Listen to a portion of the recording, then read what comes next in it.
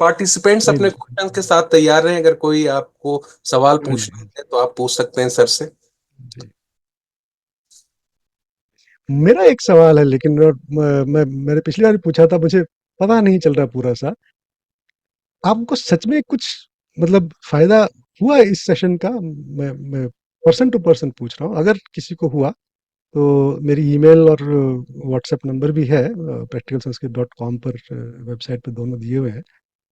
अगर आपको कुछ फायदा हुआ इस सेशन से तो मैं आपसे सिर्फ इतना अनुरोध करूंगा, आप एक बार जरा साइट पर जाइए, ईमेल या व्हाट्सएप मैसेज मुझे भेज दीजिए, मुझे बहुत अच्छा लगेगा। बहुत सेशन होते हैं, आपने बहुत सेशन अटेंड किए हैं, मैंने भी बहुत करे हैं। हमेशा मुझे ये लगता है कि किसी का फर्क पड़ा क्या? सर, बस इतना सा ही।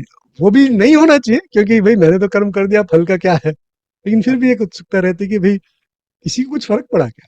अगर सर, आपको कुछ भी थोड़ा फर्क पड़ा हो, रिक्वायरमेंट छोड़िए, यूनिवर्सिटी की रिक्वायरमेंट अलग बात है, लेकिन अगर आपको कुछ फर्क पड़ा हो तो प्लीज मुझे एक ईमेल या व्हाट्सएप मैसेज जरूर भेजिए। sir, I just want to react to your question that कुछ फर्क पड़ा ही या नहीं. हम्म, Sir, I am a teacher here in this college, and hmm, I'm also when the lecturer is not there, morning classes, I do go to my classes, and some things that I've been telling to my students about this course and about what I'm learning in this course in your last lecture also. I see my students listening to me with tremendous attention. It's something completely new to them. They have not been exposed to this. And for the first time, in the beginning of an English honors class, I'm talking about a text which is deeply Indian, and that too in Sanskrit. And I'm saying that there is something in this text which can make you become a better human being if you follow some of the principles. What makes me feel very happy is that there is a tremendous attention, and I can see the students nodding their head. So I feel good that as a teacher, if we are all teachers here, sir, 300 odd teachers. If we can take some of it back to our classrooms, it will generate a kind of a vibration which will be very useful, I think, in future. So I have one question to you. sure. Rather sthula question, not a very good question, but a question. Sir, of the three yogas, do you think this one is the most difficult? Do you grade the yogas? I think I mentioned in front, because all of them lead to the same if done Yes. properly, if done sincerely. The goal of all three, the destination of all three is the same. Depends on your temperament. So some people are inclined towards thinking, for example, there are people who can debate on anything, they can keep on arguing with you. No matter what topic you give them, any topic they'll start. WhatsApp groups especially, everybody's an expert on everything. Social media, you see. So there are people who can keep on arguing, talking. There are people who just walk away after that. Chodo yaar, kya time waste karna hai. So they are not into that. This is a very simple example I gave. But there are people of different temperaments because of the way the sattva, rajas, tamas and the way the prakriti gunas are there, which we can call today as genetics. So in scientific terms, you say genetics. Everybody has different genes, and the way they grew up. For example, somebody grows up seeing their parents doing bhakti and puja archana kar rahe hain and all. So they have a liking, or at least not a disliking, towards bhakti. Somebody whose parents are not at all doing that.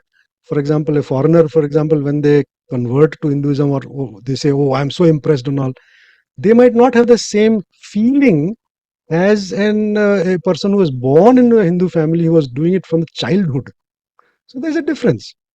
Now, none of these are better or less, but still there is, seeing by how generally people are, Gyan Yoga is the toughest, Yes. because simply because not many people can pursue on that one.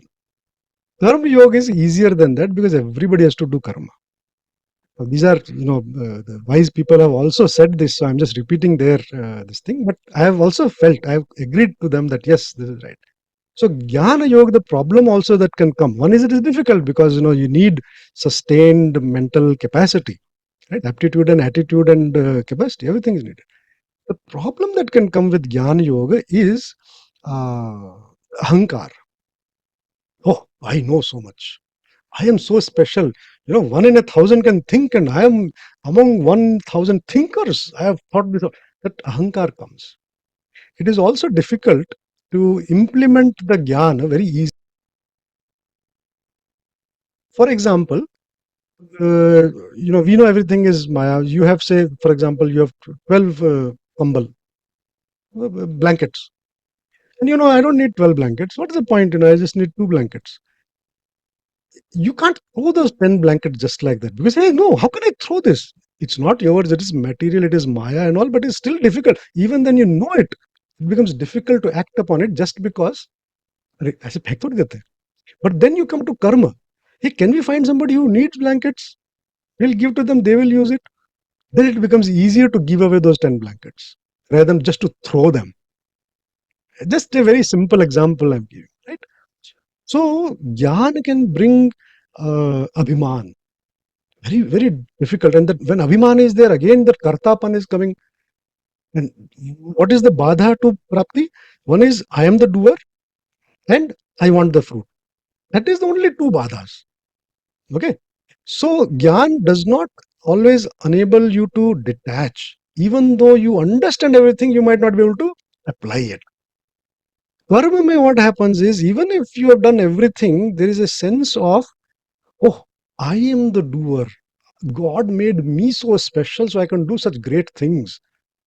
That bhav, karta bhav also is very difficult to let go. So there also slightly, but karma comes very easily to everybody. So karma yoga is easier than jnana yoga. The easiest, and especially in Kali Yuga, is the bhakti yoga. But there is a very big trap, very big trap. Bhakti is easy because it involves feeling, compassion. And everybody has feeling. We do have feeling for our loved ones, our immediate family. We might not have compassion for a stranger on the road. We are late or whatever. That happens because we have been desensitized or whatever.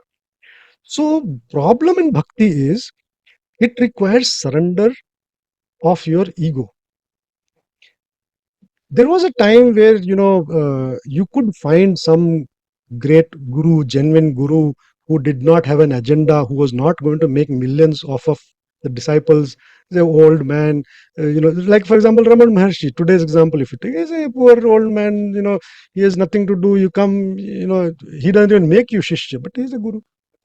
Today, for example, guru in actual today's time, there are so many gurus having millions of dollars and crores of rupees worth of business. If you do bhakti, there are gurus, and I'm not going to take any names, but you see people bowing to that person, whoever that guru is, touching their feet. Right? So one Shraddha is a different story. But if the guru becomes the end of it, that guru is to be worshipped, guru is the end. That is what all the gurus in today doing in the bhakti. Because the person is emotional and vulnerable, people misuse that.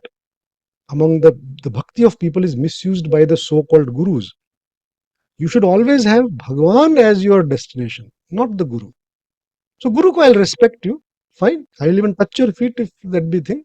But I'm not going to be blindly following everything you say because I still have to use my viveka.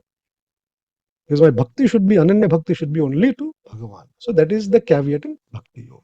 But otherwise, bhakti is the easiest because all it needs is accepting that Paramatma is the great. The difficulty in bhakti is to actually do sincere bhakti. Sincere bhakti is very difficult. Sincere. I hope that helped answer a little bit. Thank you, sir. Thank you very much, sir. Sir, in bhakti, for example, sir, Ramakrishna Parahams, his bhakti is towards an idol, image of Kali in the Khaneshwar temple. He has no guru to fall to. He has some people coming into his temple, but he does not have any guru as such. So he goes to the element of bhakti to realize the unrealizable through this idol. Is that idol worship? How do you look at it, sir? So one is we have to stop calling it idol. Idol is an English word which means false god. Okay? We should never use the word idol. We should use icon. We should use murti. We should use vigraha. We should use statue.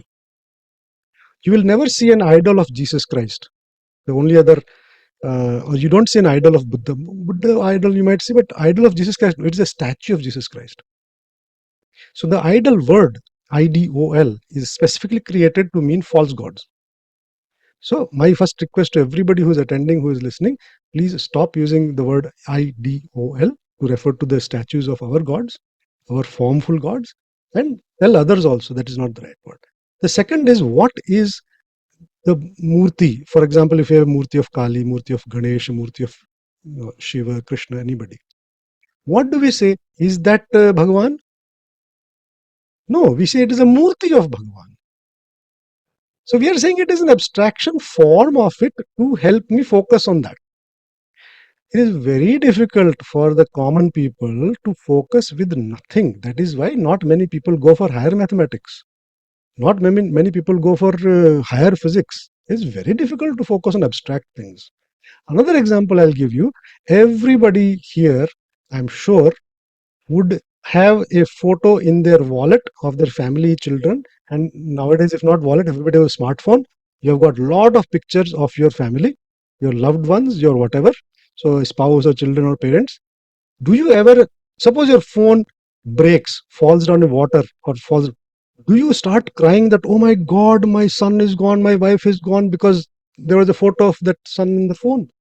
You know that that is just a piece of electrons. Pixels are lighted up.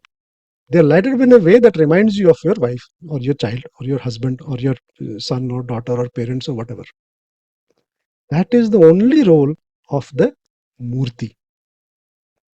The murtis, the forms are chosen very, very thoughtfully. For example, Shiva, and I don't think I have too much time to explain all these things, but take any, Shiva is the best example for what it stands for. So Shiva has, the three eyes. So Surya, Shashanka, Vahani. So one is for the day, one is for the night, that is the physical activity, and the Vahani is the fire of knowledge, the third eye. That is for the non-material world ka activity. Then it has got serpents, in the hair, in the arms, bajuband, everywhere. Serpent is the circular one, and it is a representation of time. Right? So Shiva is called Mahakala, like the time of time, the time with a capital T. It's called Mahadeva because time is nothing but change. Even physics says, what is time? It is change. If there is no change, time has not passed. Whether the change could be beating of heart or anything. So if there is no change, there is no time. And what is Shiva? Shiva is a transformer. It brings about change. We talked about last session also. It is not destroyer. It is transformer because you cannot destroy anything. So because the Shiva is the deity of change and time is nothing but change, he is also time. He is Mahakala. And because Karta and Dharta, this thing, Brahma and Vishnu, they just create and maintain. Where there is no creation, only transformation. There is no maintenance, everything is changing. So there is only transformation all the time. And that is why Shiva is also called Mahadeva. He is the Devata. People can say, okay, Vaishnava, it will say this is God. I'm above that, and I'm just trying to understand why these forms are created. So, when you have a statue to help you, it is just focusing your thoughts into one. Now you say, no, they have no thoughts. It is not possible to have no thoughts. So your thoughts are running everywhere. So you say, okay, at least have one thought. Instead of 100 thoughts, just have one thought. So if you have a beautiful Krishna statue, whether it is a Bal Gopal or a full this thing or a Gita wala Krishna, whichever different group are there, it helps you take your thoughts and focus at one place. That is the starting of any effort, whether it is bhakti or gyan or anything. That is it. And again, you might say, do we need a guru? Do we need to read the Shastras? Who wrote the Shastras? Somebody had first time discovered something. So it is possible. The only thing is, it takes a different brain to come up with new knowledge, right? And as humanity, we are always dependent on the already known knowledge. Nobody is reinventing physics every day. We are reading what Einstein said, what Newton said, whatever said. In the spirituality also, we have had a lot of thinkers. We have never spent time even looking at it. That's why we find the results are what I'm talking about. If we spend some time preparing for that thing, then all these things will start making sense. And nobody is telling you to quit karma. Gita very clearly said, don't stop karma. It is how you engage with anything is what you have to change. Dr. Harshita Rathore, you have a question? Do you have a question to ask? Yes ma'am, yes ma'am. Please do. Sir, ये जानना था कि हर व्यक्ति तामसिक, राजसिक और सात्विक प्रकृति के साथ आता है, तो क्या मोक्ष प्राप्ति के लिए तामसिक, राजसिक, सात्विक प्रकृति को क्रॉस करके ही मोक्ष प्राप्ति है, या तामसिक वाला भी डायरेक्टली मोक्ष प्राप्ति पा सकता है? Am I audible? Practically speaking, yeah, I heard you. तो क्या है कि सब में पार्ट्स ऑफ सत्व, रजस, तमस है. एक आता है या देवी सर्वभूतेषु शक्ति रूपेण संस्थिता, सुना होगा आपने. उसी में एक आता है या देवी सर्वभूतेषु निद्रा रूपेण संस्थिता, जो स्लीप के फॉर्म में सब में है. क्षुधा जो हंगर के फॉर्म में सब में है, भूख के फॉर्म में सब में है, उस देवी को नमस्ते है. तो शरीर धर्म जब है, शरीर जब आ गया तो शरीर धर्म भी आएगा. शरीर आ गया तो भूख भी लगेगी, चाहे वो परमहंस हो, रामकृष्ण परमहंस जी हो, चाहे विवेकानंद हो. शरीर है तो भूख तो लगेगी भाई, उसमें तो कोई बात नहीं है. और आप कहें कि नहीं नहीं तुम गुणातीत हो जाओ, तो भैया जीते जी तो भूख से कोई जीत नहीं सकता, वो तो शरीर का धर्म है. You can not, right, don't even expect. मैं तो साहब साल भर खाना ही नहीं खाऊंगा, वो तो कुछ ट्रिक करके जो मैजिशियन होते हैं.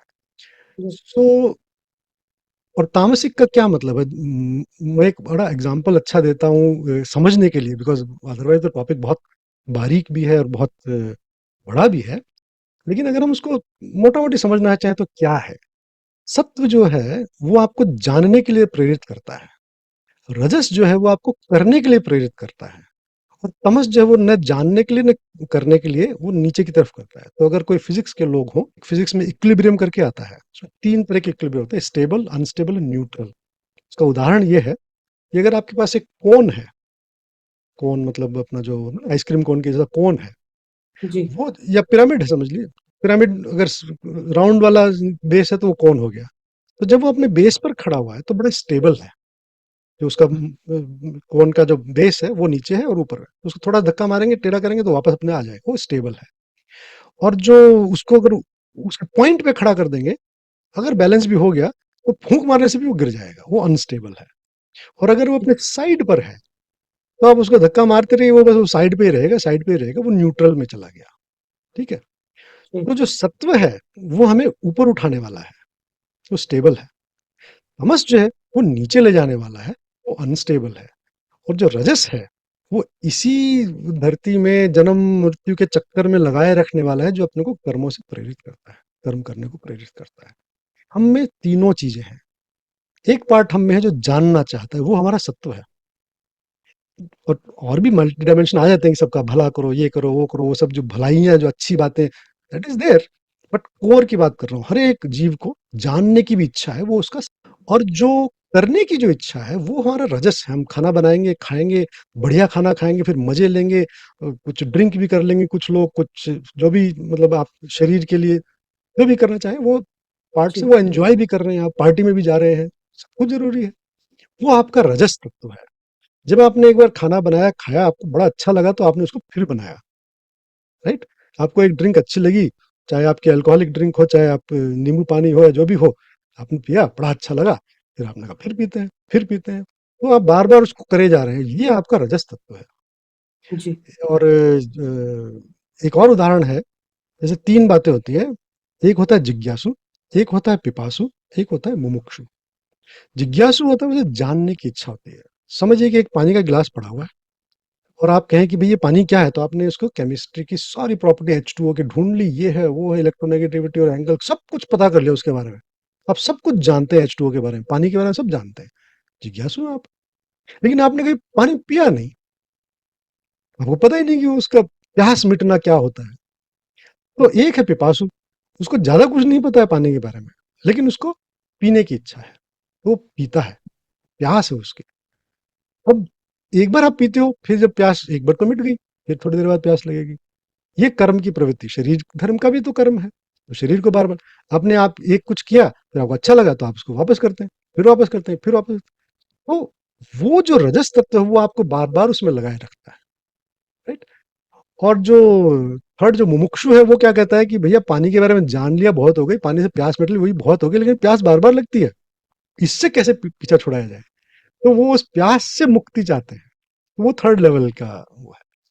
कमिंग टू दिस तामसिक वाला, सो सत्व जो है आपको जानने के लिए प्रेरित करता है, रजस आपको करने के लिए प्रेरित करता है, और कभी कभी होता है हर एक के मन में कि भाई नहीं कुछ दिमाग लगाना, नहीं कुछ करने का मन कर रहा है, वो मान लो आप रात को 10 साढ़े 10 11 बज गए, अब नींद आ रही है, ये हमारे शरीर में भी होता है, वो तामसिक प्रवृत्ति हमें कह रही है कि भैया अब तो सोना पड़ेगा। तो वो एक 24 घंटे की साइकिल में भी रजस सत्व रजस तमस चलते रहते हैं। उसी तरह स्वभाव में भी होते हैं। और कुछ तो हम मतलब जन्म से है, जेनेटिक्स है, जो है सो है, क्या कर लोगे उसका। कुछ हमारा नर्चर, जो हमारा आचरण है, जिस तरह से हम जिस एनवायरनमेंट में पले बड़े, जैसे लोग हमें मिले मेंटरिंग करने के लिए या जो भी है, उससे भी हम थोड़ा मोल्ड हो जाते हैं। तो मोक्ष के लिए जो है, मोक्ष का बड़ा शाब्दिक अर्थ तो मुक्ति है। और वो मुक्ति किससे है? बंधन से है। बंधन किस चीज का है? वो है हम अपना असली तत्व भूलकर इस अविनाशी जगत में हर चीज से अपना बंधन बनाए हुए, ये मेरा, ये मेरा, ये मेरा, ये मेरा, ये चाहिए, ये चाहिए, ये चाहिए, उससे मुक्ति मिल जाएगी तो आपको मोक्ष जीते जी हो जाएगा। जीवन मुक्त होते हैं कुछ लोग, के लिए जीवन मुक्त यूज किया जाता है वर्ड। विदेह है, जैसे जनक को कहते थे विदेह, जीवन मुक्त का मतलब होता है जीते जी वो मुक्त हो गए। मोक्ष ऐसा नहीं है कि मरने के बाद ही मिलेगा। ठीक है, तो राइट, मुझे लगता है जीवन मुक्त होने की, जीते जी आपकी सब इच्छाएं खत्म हो गई, आपके सब बंधन मिट गए, आप काम कर रहे हो बढ़िया से बढ़िया, लोगों को पता ही नहीं है कि आपको जीवन मुक्त हो गया, आपके काम की क्वालिटी वैसी की वैसी है, परफेक्ट। बिल्कुल सर, आपने जितने अच्छे से समझाया, मुझे लगता है कि पूरी बात समझ में आ गई होगी। इतने उदाहरणों से आपने समझाया, और आपने जिस तरीके से बहुत, जैसा आपके प्रैक्टिकल संस्कृत नाम भी आपके वेबसाइट का, तो बिल्कुल प्रैक्टिकल तरीके से, व्यवहारिक तरीके से आपने पूरी गीता के ज्ञान को समझाने की कोशिश की, और ज्ञान योग को बहुत सहज तरीके से हमारे साथ आपने साझा किया। आपका बहुत बहुत धन्यवाद सर। और जरूर आपके साथ लोग जुड़ेंगे, ये क्योंकि चाची तो घर घर समझाता है। आपके साथ जुड़कर सभी लोगों को अच्छा लगा। तो ये सेशन को हम यहीं पर रैप जी, अप करते हैं, यहीं पर इसको करते हैं, और अगले सेशन की तैयारी में हम लगेंगे जो 2:15 बजे से है।